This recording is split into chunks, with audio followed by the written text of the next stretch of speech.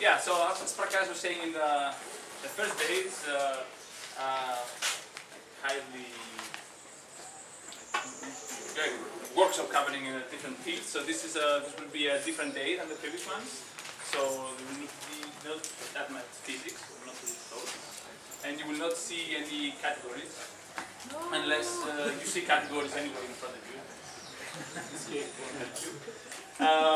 So I'm going to speak about quantitative information flow. A term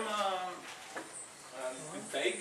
Well, it's an area of research that has emerged in recent years. So the general idea is it tries to cover different scenarios, like several different scenarios where you're trying to measure the flow of information from some secret thing, some secret information to some public information. So it covers other areas that existed before the recent years, but it has some unifying aspects amongst all these areas. So the whole day will be about today about the quantitative information flow, and so my talk will be more about very general, abstract description of what we are doing in this area. What are the notions? What's the problem we are dealing with, and what the problem we're trying to solve. And all the other talks, including Pasquale's talk, are very related to this one. So it's nice, I think, to have a generic overview before entering into the details. Okay, so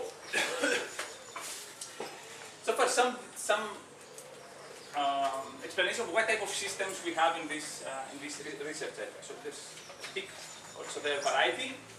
So first thing, what we could look at programs. Right? So programs, software deterministic programs, or even probabilistic programs that take some input and produce some output. And so this is where the information flow comes from. It started in the 80s, and you look at so the flow of information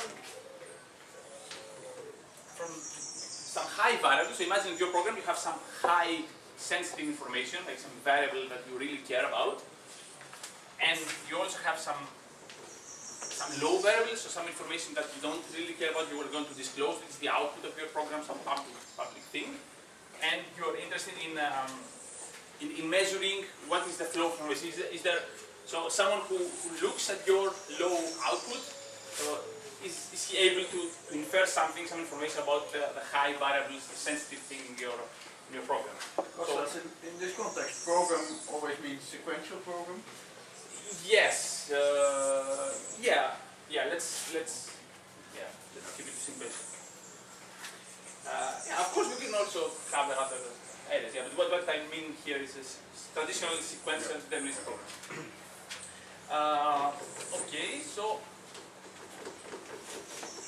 let's take some simple program, for example. So whenever I write X, I will usually use X for this secret information. Most usually when I write X, it's a secret thing, right? And when I write Y, it's a public. So this small program is a password checker. So imagine my X here, my secret information is a password, the password that I use in the system. And so this program somehow got this value K from the user. So the user tries to enter, and so the program basically checks if the password is K. So if it's K, he's going to tell the user, so the low public information will be 1, so you succeeded, that it was a correct password you entered the system. So otherwise, the program is going to tell, no, that was not a good password. Right? So the output of the program, the public information that the user sees is always 1 or 0. Right? So of course, this program does not reveal the password to the user, right, clearly, but still there is some flow of information between the password and the output, right? So it's a small, tiny bit of information, but they're still related because after running this program, the attacker, so the person who observes this, will know whether the password was K or not. He will know nothing else about the password, but he will know whether the password was K or not. And so this is some flow of information from the password or to the output of this program. So the second thing we quick look.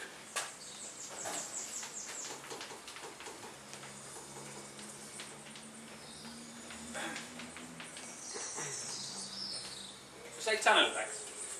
So side channel attacks will look again either on software programs or well, basically implementations of something. Right? So this was an algorithm, but we might be interested in the implementation of this algorithm.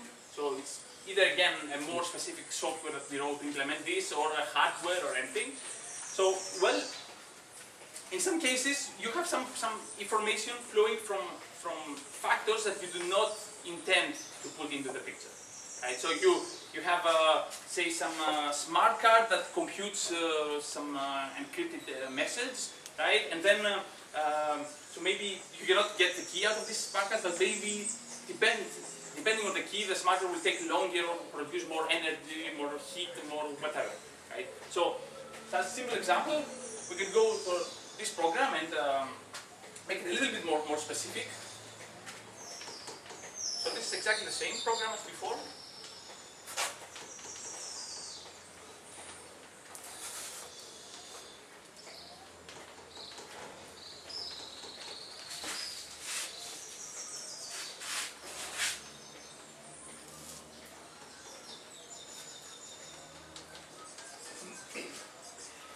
Okay, so it's the same situation. We want to check whether a value given by user K here is the same as the password or not, and then tell the output to the user. The same thing, except that we do it more precise. So we do it bit per bit. So this xi denotes a bit in this password. So well, we start by supposing that okay, they are the same. So y is 1, it will do nothing, and then we check one by one. And if we find one bit where it's different, then already we know the answer, right? It's different if they differ in one bit. So immediately we can say y0 and exit the program, right? It's exactly the same. You could see this as an implementation of how this works, right? So this might be the implementation of this equal operator. So, of course, here you have the same flow that you had before, right? So the attacker will know whether the password is K or not.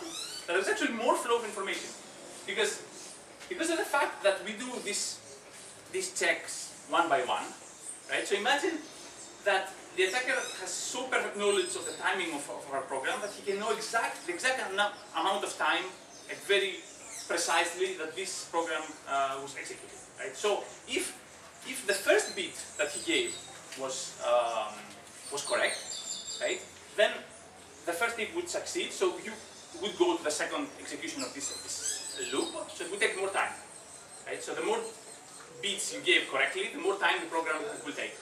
So it's not that all wrong passwords will take the equal time of being executed. Some will take less than the others. So in this way, if you have this perfect information, you can actually extract bits one by one, right? Because you can start from the first bit, right? So you see, you put any password starting with 0, right? And if you measure your time and you see that this went to the second loop, you know immediately the first bit is 0. Then you try with the second bit, right? And if it's wrong, you change. But you get bit for bit, you can extract the password. So it's clear that this has a much higher flow of information than this. And a lot of people looking at sites, sounds like a big area of research on NSO, looking at smart cards and whatever. And yeah, again, the goal is to measure how much flow of information happens in this system. So it's like with a combination lock, sometimes you can feel what the first digit has to be. Yes, exactly, yeah. It's exactly the same thing, yeah. That's the idea. So, and this is because this was written in a bad way, right? So the correct way to write it is forget about this exit, right? So always finish all the comparisons you are doing, so that in the end the running time is independent from third and different again area of research. I like particular anonymity. Anonymity. Imagine you are in a public network, so like internet. Right? So on the internet, when you send something, immediately just the fact of sending something is detected because you're in a public, globally addressed network. So just to send something, you are obliged to put in the packet that you're sending on the internet your address. So everybody on the internet has an address called an IP address. So when you send something, you need to tell that I am the number 1001 sending something, and then the recipient of your message will be able to see that.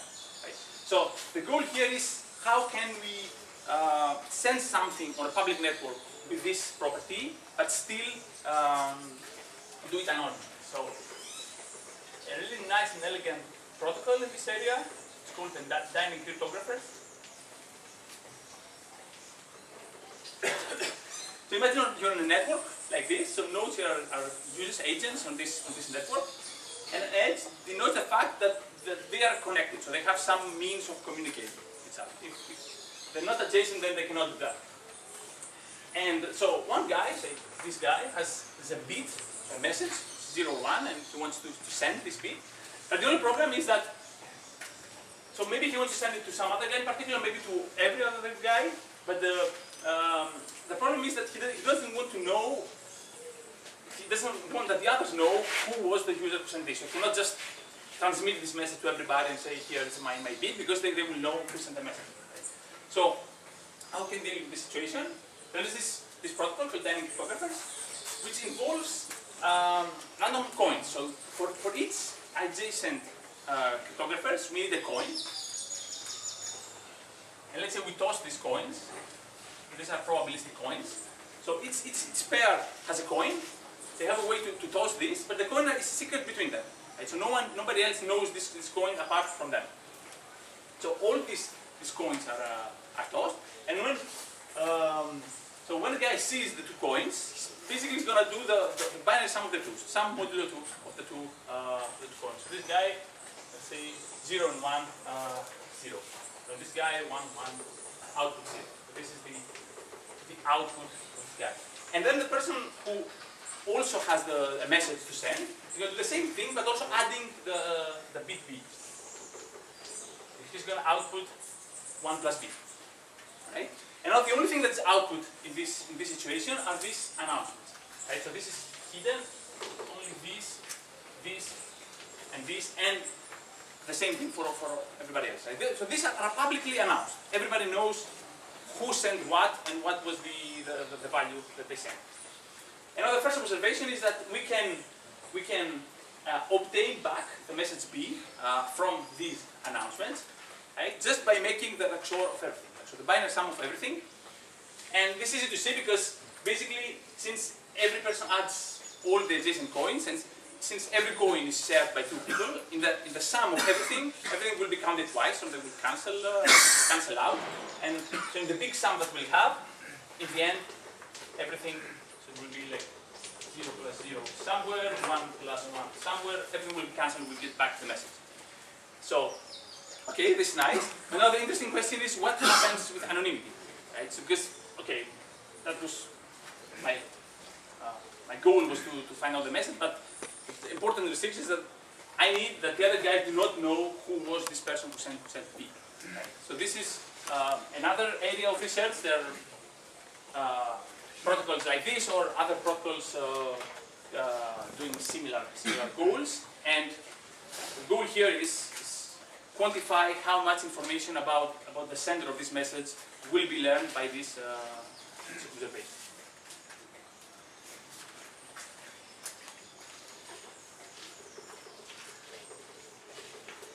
And fourth and final example.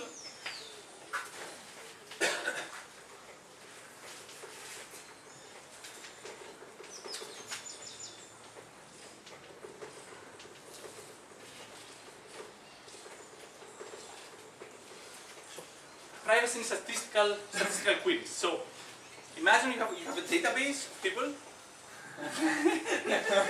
Very small example. Yes. And so you have a database with some people, and for each person you know his height, right? So much information, the height of each person.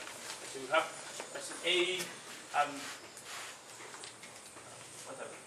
So okay, let's say age to have no problem with metric.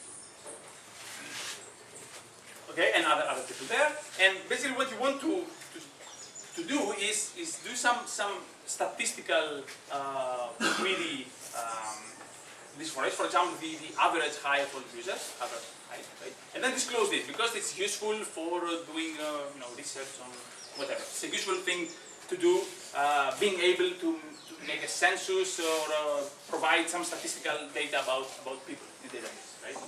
But the problem is at the same time is that the query that we are going to disclose tells something about its person's information.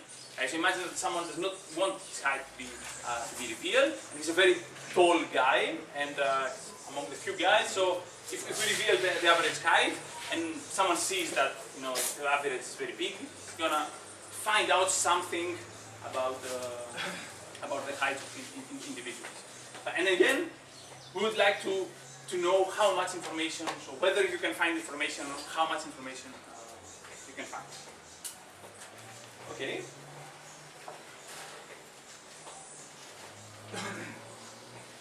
So, in all these situations, in the ideal case, right, we would like have some properties saying that there is no leakage of information.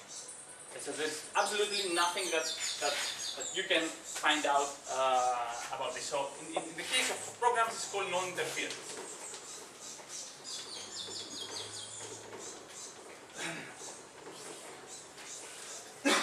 So non-interference says basically that no matter what is the high output of your program, the low output will be unaffected. And so you will have the same low output possibly coming from all different high outputs. There's no getting to the two. In side channels attacks, again, you might be saying there's no side channel attack as this problem. Right? There's no information you can learn from this side channel. In anonymity, this is called strong anonymity.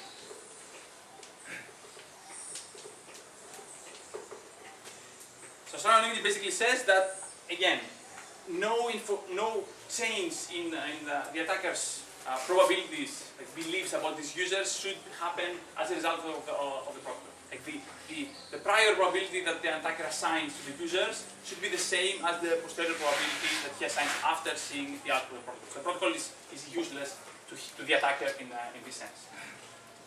And in the case of privacy, same thing is called the Dallenius desideratum, which is a fancy way to say that the guy named Dallenius said something about this.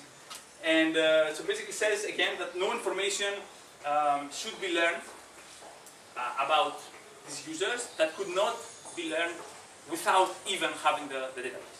Right? So if you can find something by this statistical query, it means that you could find this anyhow. So it's something well known anyhow. The database did not help you at all. So when you measure things like that, do you take computational complexity into account? So it might happen that from the things that you observe, some huge intractable computation will actually review things. Yeah. So when No, so not in this area. So in this area, usually you use information theoretic notions, meaning that if there is some correlation between things, even though it's computational unfeasible to do it, you will still assign some flow. So it's bad in this sense. On the other hand, if you really prove that there is nothing, then the good thing is that you make no computational assumption. So right. But so things like public key cryptography, you would say that easily breakable there. Yes. Well, then you could. Okay. Information theory is no good for analyzing those kinds of protocols. Okay. In this case, you would need to have some kind of indistinguishability notion between things. There are also cryptographic schemes like one-pad encryption. One-time pad where you can have a much stronger information theoretic guarantee where you can actually say it doesn't matter how computationally good you are, you cannot find it. But you're right, there are some cases where this is not applicable, even though there are so many cases that they are. Okay.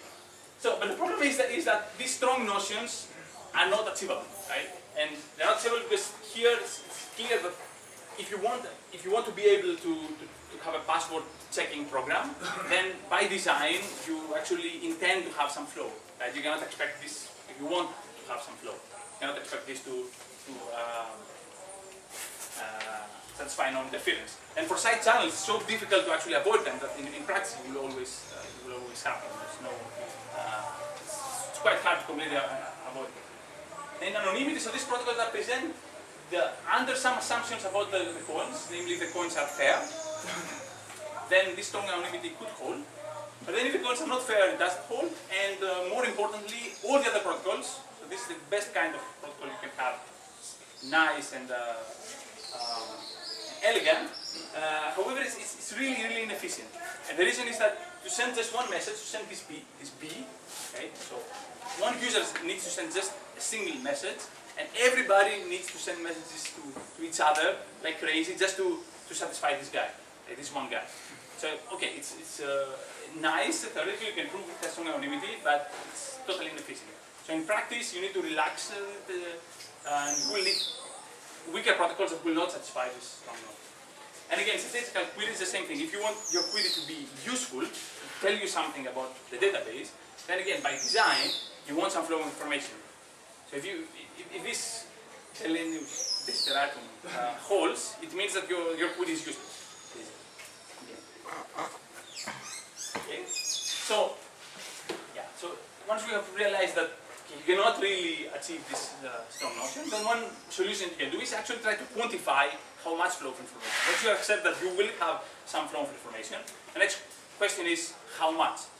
And this is where what this area tries to do. Tell you how much information in all these cases flows from one to another.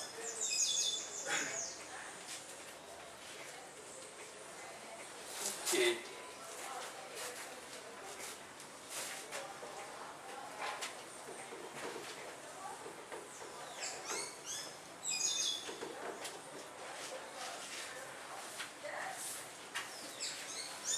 Alright, so the framework we're going to use to do this in general is a very simple framework. It's in terms of information theoretic channels. So what do I mean by that? So imagine you have some set X, it's basically your secret.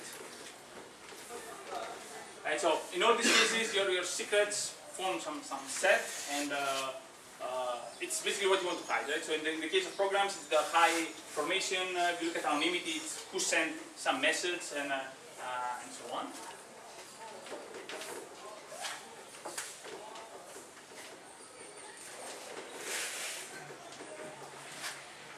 And you have a set Y, which is basically your observations. So again, in all these cases, you have something that can be observed. So it's the low output that can be observed, or the announcements of people in these protocols, or the side information, so things that can be observed. And then there are some assumptions we make. So first assumption is that when you run your system, you will have exactly one of those secrets. Every time you will have one secret, and you will select it in the beginning. What is your high values? So in execution of your system, you have exactly one of those. Of course, this set, each element of this set could be a whole database, or it could be but you assume that one of them will be selected, at least for now, and will be selected in the beginning. Okay, so at least for now. And then our system has a probabilistic behavior. There's no non-deterministic. It could be deterministic as a special case, but in general it could be probabilistic. So we can basically see this as a channel.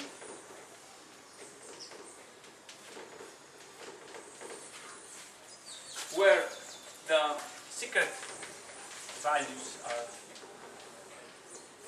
inputs of this channel. Right? So I put my my secret in the input, and then there is some probabilistic behavior here that gives me an output. So the probabilistic behavior basically will be some. When I send this, there will be some distribution over the outputs that will tell me what I'm going to have there as output. Okay, so this information is called a channel. So it's usually thought of it as a device that sends things. In our case, it's just a description of what is our system.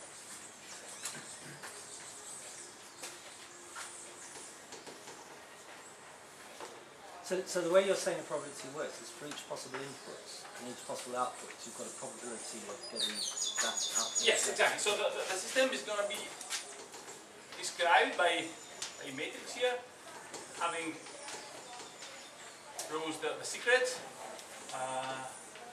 columns of the outputs, and each element here will give you the conditional probability of having that output when you have this input. Right? And you imagine that this completely describes your system. So when I put this secret here, when I look at the table, it's going to give me each row is a probability distribution. It's going to tell me what I will have as output. So it's a market chain. Yeah, you can see it as a market chain. Yeah. You could, but in market chain you would need The same input. you need the same input output. So here I do not need that. But, yeah. Okay.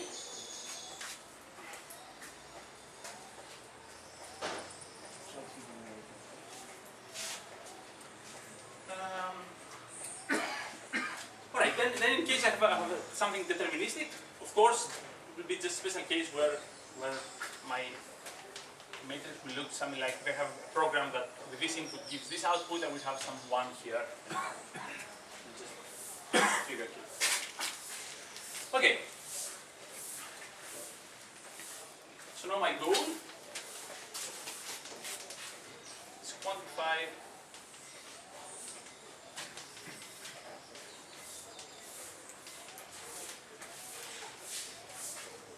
the leakage of this system, right? How much the system leaks, how much information is leaked. So, Kostas, can I interrupt for a moment? So, can you explain a bit more why you need this probabilistic framework? Because, for instance, your examples 1 and 2 are completely deterministic. yeah, exactly. Okay, all right. So how does it come about? Yeah. okay. So first of all, in the programs, you could also have a probabilistic program, right? So you could have a program that just so that's one of the possibilities. So second thing is that even for deterministic programs, it's useful to use notions such as entropy, for example, to find out what's the uncertainty about. So I'm gonna arrive at that. So what's the uncertainty about the attacker knowing something about your program? So even if it's deterministic, it still fits inside the. So it's true that I do not need probabilities in this case, at least to describe my system, right? But it doesn't care. It just fits into a more general category. Right? Now, in other cases, so for side channel information, for example, it's really probabilistic. Right? You can imagine that some information, so the heat or something that comes, so follows some probability distribution or whatever. And then, so in the other case, so in anonymity, the protocols are really probabilistic, so all of them. So But also databases are fairly deterministic. So, well, not exactly. So the query itself is deterministic.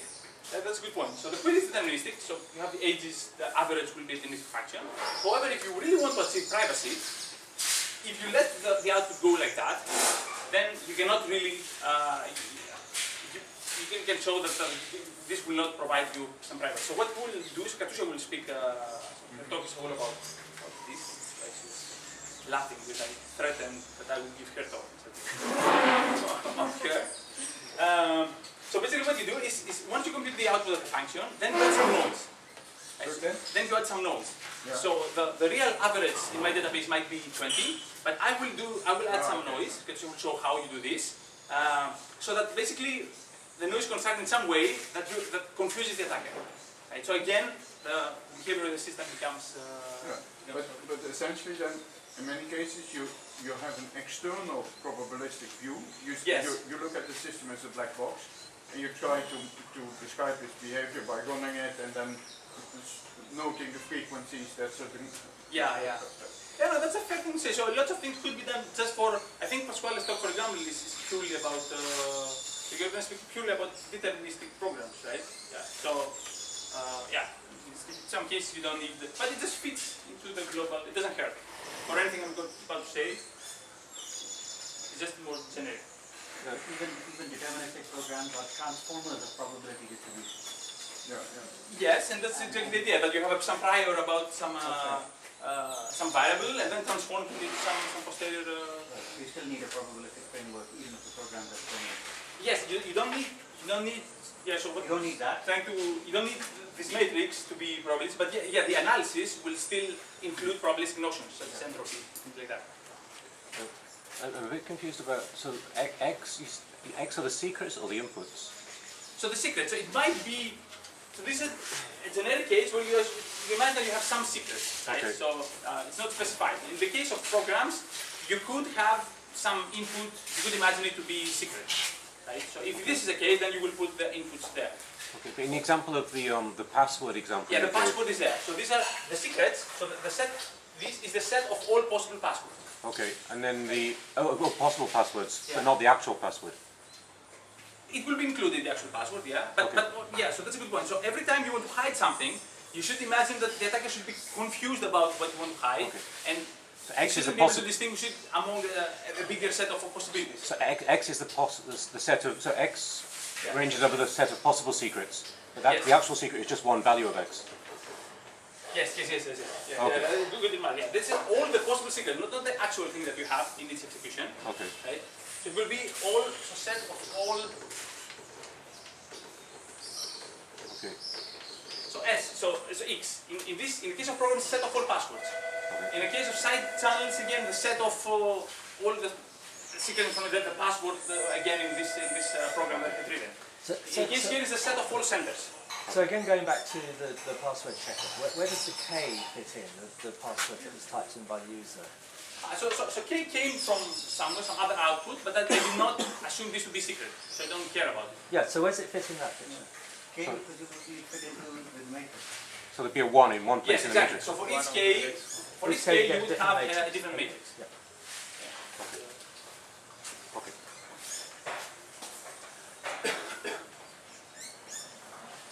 Alright. Yeah, and again, the observation is all the possible observations that could come from any of the secrets, right? All the possibilities are there. Okay, so this is my goal here. So how can I define what is a leakage? So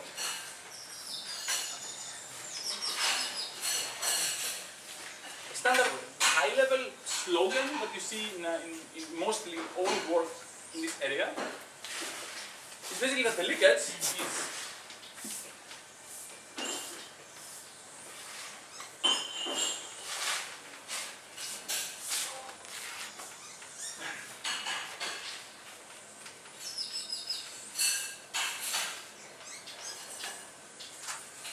is the initial uncertainty that you have in your program, like whatever that means, minus the remaining uncertainty that you have in your program. So if you go to the password checking scenario, so you have the set of all passwords, right, and you have some initial uncertainty about this, right? So maybe you know nothing, so everything, you have a uniform distribution about, among all passwords, right? You know nothing. Maybe you have some information that users tend to use dictionary words and things like that, right? So you assign high probability to those things. But in any case, you have some initial uncertainty about what's the real password, and you run the protocol. After doing some observations, there's some uncertainty that remains. Okay? So it's clearly that the uncertainty that remains should be lower than, no higher than before, right? So no program will make you more confused about what was happening than before. Otherwise, you could just ignore the program. But there are cases where this system gives you absolutely no information, so the final uncertainty is exactly what you had before, like you learn nothing. And other systems where basically the remaining uncertainty is zero, so completely tells you what the secret is, so you will have a high leak. Just a remark, in the quantum world you can actually know less than you knew before. Yeah, okay, yeah, I was sure that someone would say that. Yeah, so... Now you can all forget that I said that. Yeah, not either. So if I put 5 here, quantum world, if someone has a good idea of how to fit into it. Yeah, it would be very interesting. Okay.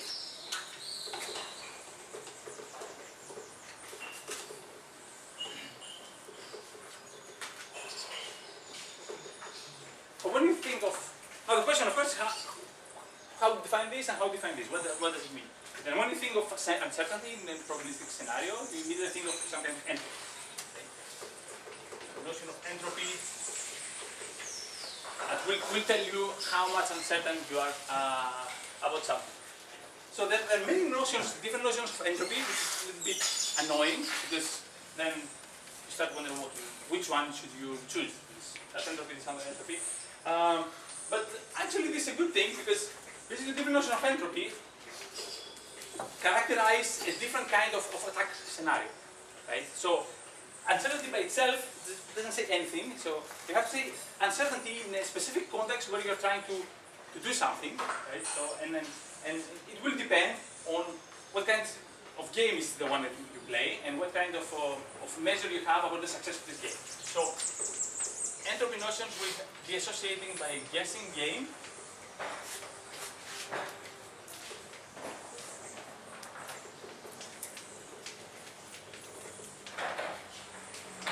Basically, we give you a measure of success in this game. And then if this is the guessing game that fits into your attacker scenario, then that's this will give you the notion of entropy that you should use.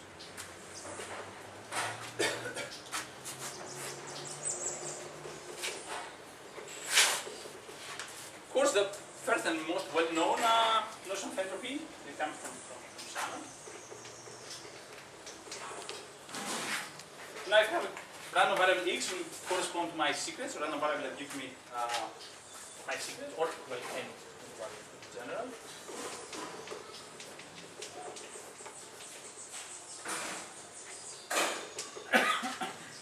So this is the formulation, right? Well known. This formula here will give you how uncertain you are about this random variable, right?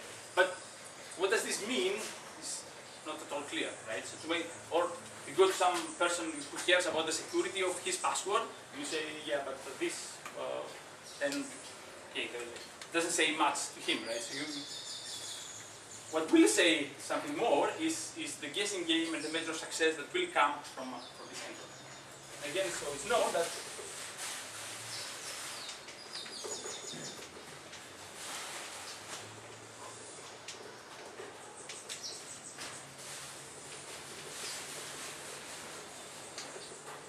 so the guessing game we play here is the one of binary queries. So the attacker is allowed to ask us binary queries about your secret, right? So binary queries, the query has answered 0 or 1. So basically responds to the question, does the secret belong to that set? So I'm allowed to pick any set of secrets and then ask the question, is the secret in this set? And then I'll have an answer, yes or no. And then in this case, the entropy will give you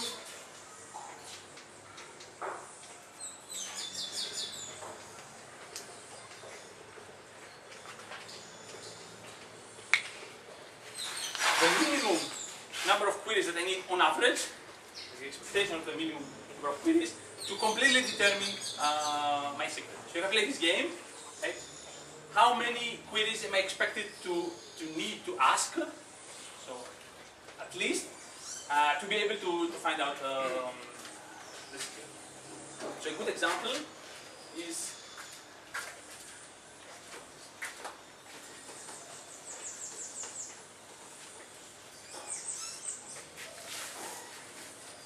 imagine you have a password set of bits, right? Is this one, and you're allowed to play this game. So basically,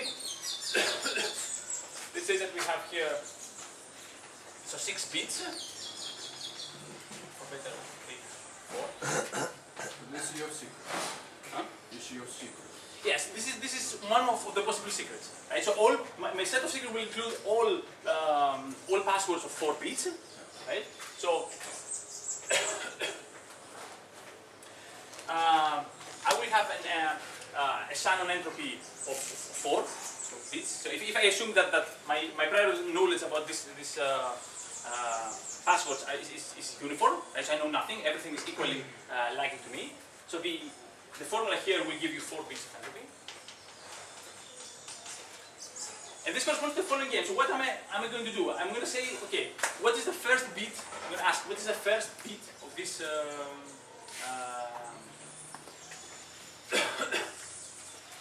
what's the first bit of this password? Or saying,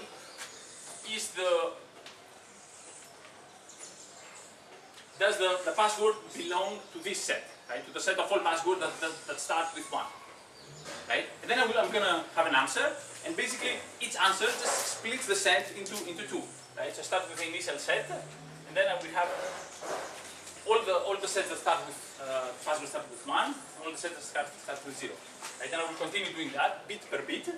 So, and since nothing is no password is more likely than any other to happen, so basically, in any case, I will need 4 steps to complete this thing. Now, if it happened that some of the passwords was more likely, then I could start by asking something relevant to that one, and with some higher probability, I could need less steps, right? So this is the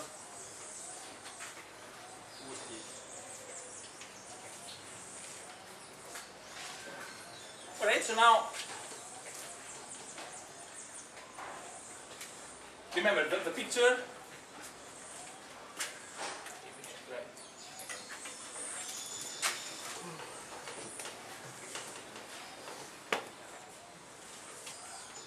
so the leakage is initial minus remaining. Okay. And this is a good candidate for my initial leakage. So if this is random variable of my secrets, the entropy of this will give me a good measure of how uncertain I am about the password. Okay? And then you can define the the conditional entropy in a simple way. So basically,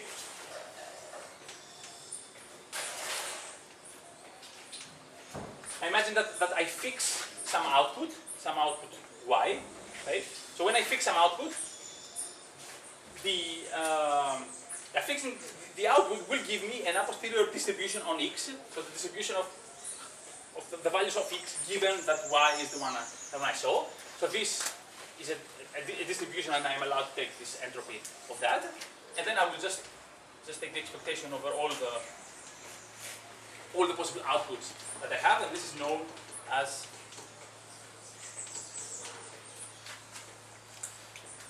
the conditional entropy of x given y. So if I know the value of y, how uncertain I am about x. Again, it's a typical thing. Once you have figured out this, you will try to do the same for the a posterior case. So taking some expectation about all the observations, and this will give you some sort of conditional entropy. And then I can fit this into the picture and say that the leakage, that one way of quantifying leakage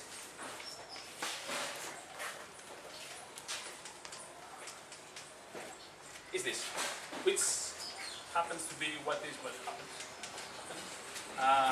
what's called mutual information in information field. Right. So still one. We took the initial uncertainty and we can prove that this is always positive, and it has some nice properties. So for example,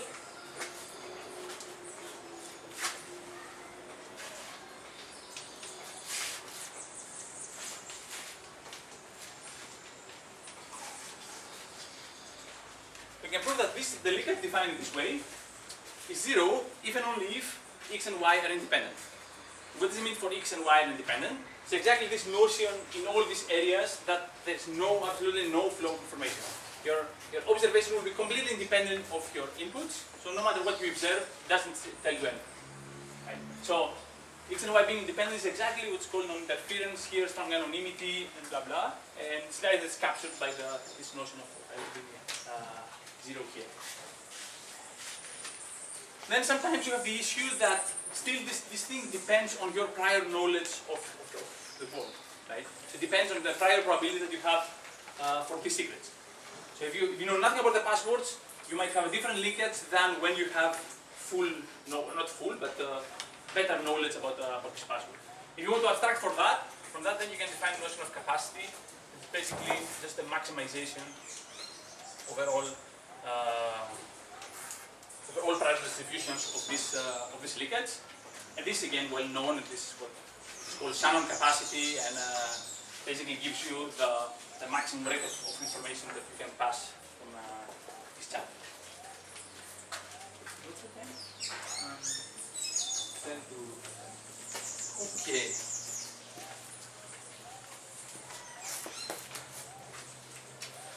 this distribution over the secret is supposed to represent the knowledge of the attacker. Yeah, always. That's the thing that represents. Yeah. Yeah, and I think... Why is it not possible to be in a situation where you think you know the secret, right? And in fact you're right, you do know it, but you don't know that. But then you get some information which confuses you. And you now start suspecting other people, right? So Caesar might think his wife is faithful, and in fact she is. But then he receives a message that makes him start suspecting. Yeah, so if it does confuse you, it means that you're not a rational player. So it means that you do not follow basically Bayesian inference to find out what's happening. So if you do follow Bayesian inference, then this will never happen. So this basically this comes from the fact that this thing you can prove that it's always higher than this thing. No, I know you can prove those kinds of things. I'm just wondering if that really applies in some real world. I mean, I can imagine getting information that confuses me now and makes me suspect things that are not really true. It's not so easy, doesn't even seem that irrational to me, right? It means that you don't know the matrix, the real matrix. So if you know, you know the matrix. so yeah, so that's the thing. That's how you apply the Bayesian inference. So you know exactly how its secret is translated. Yes, I see. With the probabilities are translated to the output, right? So not knowing the matrix is a different game. So basically, this is the confusion, yeah, that you mean that if, yeah. Also, well, here we mean this Bellairs distribution as the real distribution. If you take subjective beliefs about the secret, then that's what Clarkson, Schneider, they do. And then, if you believe that the password is 99% A, and then the password check tell you that was wrong, then actually you're increasing, that you are confused, so your quantity increase. But it's because you had the wrong belief.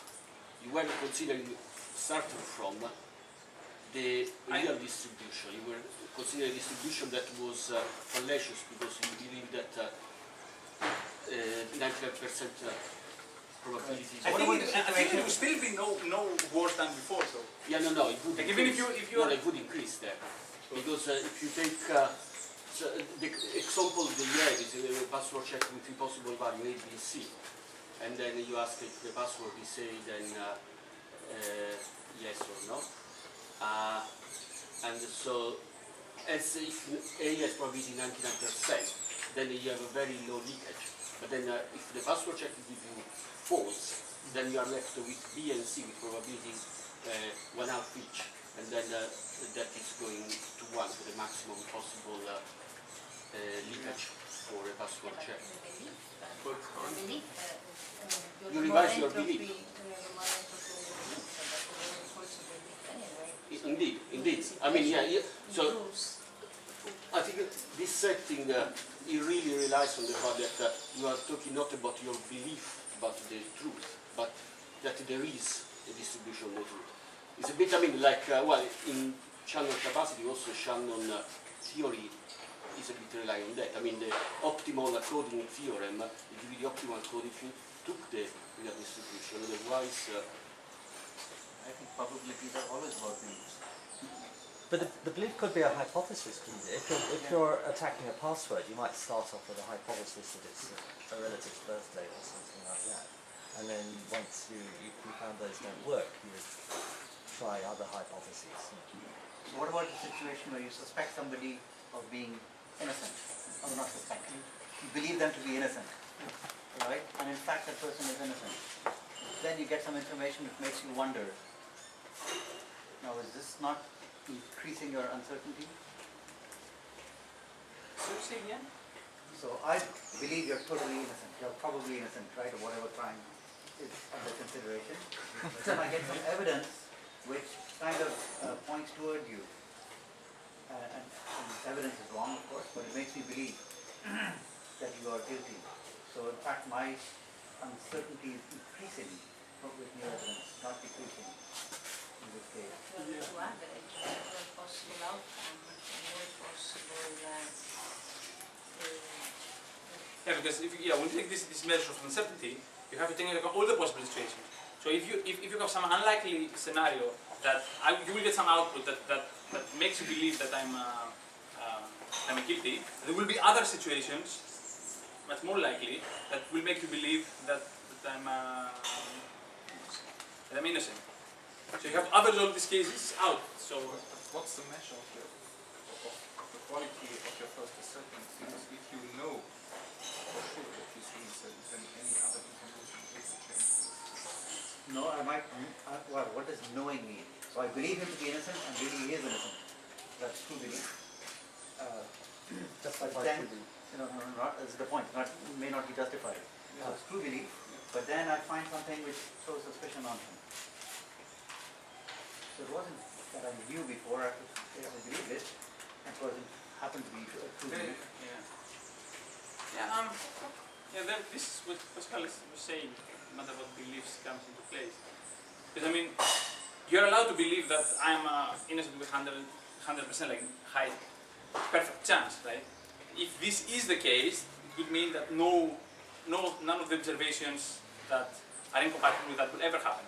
But if what you believe is not true, then still it can happen. Well, someone could be trying to deceive Prakash and could give them false information, but then you would just disregard that information because you would know it to be false. So it wouldn't I don't change know your it to be answer. false. Well, but if you believe with 100% Murder certainty murder that... mysteries never work like this, right? Yeah, but I mean, take information theory, coding theorem that gives you the optimal code is if you take the right distribution. You have something and the frequencies, and then you take the wrong frequencies. Then, well, the theorem is still the theorem, but you get not the optimal coding because your belief was wrong. Information theory relies on the fact that there is somewhere a truth distribution. Okay, I think we're getting into deep waters. Yeah, So, it gets a bit philosophical. But yeah, think about that. Anyway, but yeah, I have to continue because not much time left. Okay, so yeah, I was planning to have an example to show basically that we saw the guessing game. So I was planning to have an example showing that this guessing game in some case is not exactly what you want, but I don't have the time for that. Maybe Pascal will show this example, I think. Anyway, so the point is that there is a situation where even though the expected number of queries, binary queries that you need to do in order to guess something is very high, right? So this might be true, so you have high entropy in this case, but still it could be true that the probability of just guessing something in one try, right? So I just make a guess, what's the probability of this being correct? This can still be high. So there's a very nice example about that, so I can show it, but yeah, we need to believe about it. Huh? Show it. Okay, I'll show it in a very high level. So imagine this. So imagine you have two matrices where in this one case you have a big chunk of things, right? So say 7, 8 of this thing of the inputs give all the same output, right? So there's probably 1, 1, 1, 1, 1, 1 here, all of them. And this is a big percentage of that. So you're completely uncertain about what's happening here, right? But the rest you have full information. So for each one of them, there is a separate observation that is made. So when you see this, there's nobody else who's producing that, so immediately you know that this was the input. Okay?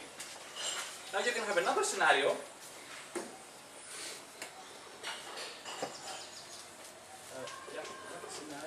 Where basically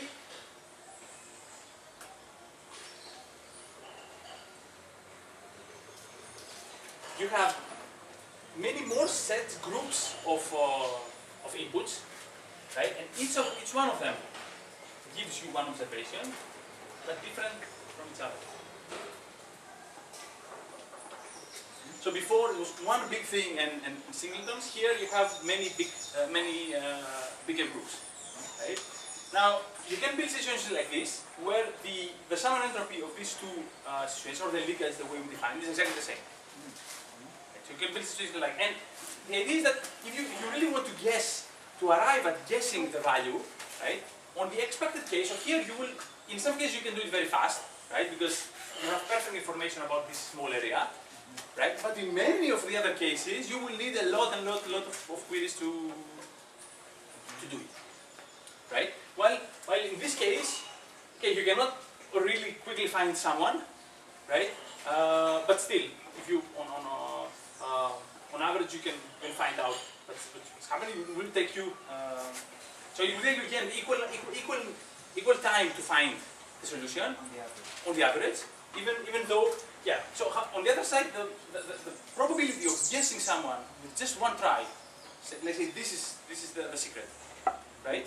Here is very high on some cases, right? Yeah, it's high. Yeah, because basically with 1/8, if you assume a uniform distribution on the secrets, you have at least 1/8 probability of guessing right, right? For guessing a password or something like this. So yeah. So yeah. So if you in this case, if you take if you care about this, if you care about the property of what is the probability of just guessing something with one try, right? Then clearly some entropy is not the entropy that you should use. So what we can use in this case, do we have more time or it's done? 2 minutes. Okay. So we just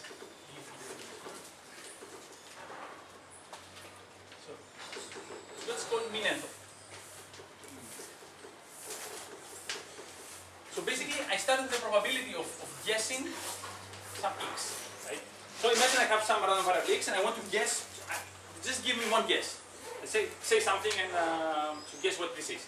So what is my best strategy? Of course, I'm going to choose the element of x that has the higher probability, right? What is more likely to happen, I will choose that, and this will increase my probability of winning this game, right? So the probability in this case, the probability of guessing right in the best scenario is just equal to the maximum of the probabilities of this guy.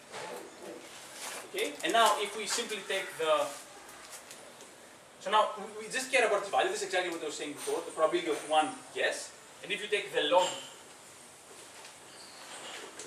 of that, because in entropy you like measuring things in a logarithmic scale in bits, this gives you what is known in information theory as the mean entropy of